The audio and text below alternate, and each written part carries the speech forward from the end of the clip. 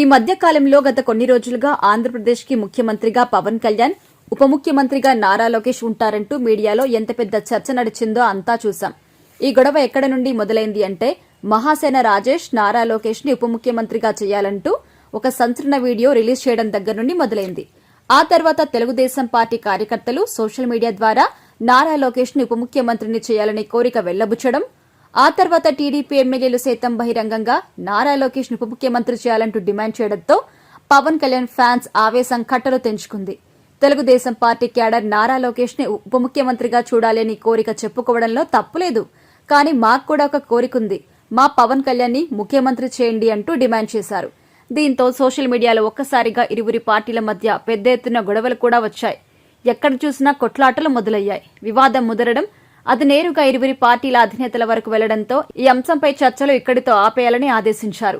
దీంతో ఈ వివాదాలకు ఫుల్ స్టాప్ పడింది. అయితే ప్రముఖ సీనియర్ నిర్మాత తమ్మారెడ్డి భరద్వాజ కాసేపటి క్రితం ఒక వీడియోను అప్లోడ్ చేశారు. ఆయన మాట్లాడుతూ, రాత్రి నాకు ఒక కల వచ్చింది. చంద్రబాబు నాయుడు ముఖ్యమంత్రి పదవి నుండి తప్పుకొని పవన్ కళ్యాణ్ ని ముఖ్యమంత్రిగా, నారా లోకేష్ ని ఉప ముఖ్యమంత్రిగా చేసి ఆయన ఎన్డీఏ కూటమికి చైర్మన్ బాధ్యతలు చేపట్టినట్టుగా కలలో వచ్చింది అంటూ చెప్పుకొచ్చారు. ఇంకా ఆయన మాట్లాడుతూ, పవన్ కళ్యాణ్, నారా లోకేష్ యువకులు, వాళ్ళిద్దరూ ఈ రాష్ట్రాన్ని సమర్థవంతంగా నడిపించగలరు. కాబట్టి వాళ్ళిద్దరూ నిజంగానే ఆ బాధ్యతలు చేపడితే రాష్ట్రానికి మంచి రోజులొస్తాయి.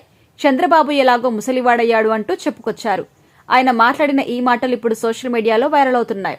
ఆయన మాట్లాడిన తీరు చూస్తుంటే వ్యంగ్యంగానే మాట్లాడినట్టుగా తెలుస్తుంది. అనేక సందర్భాల్లో తమ్మారెడ్డి భరద్వాజ పవన్ కళ్యాణ్ చంద్రబాబుపై సెటర్స్ వేస్తూ వీడియోస్ తీసిన సందర్భాలున్నాయి.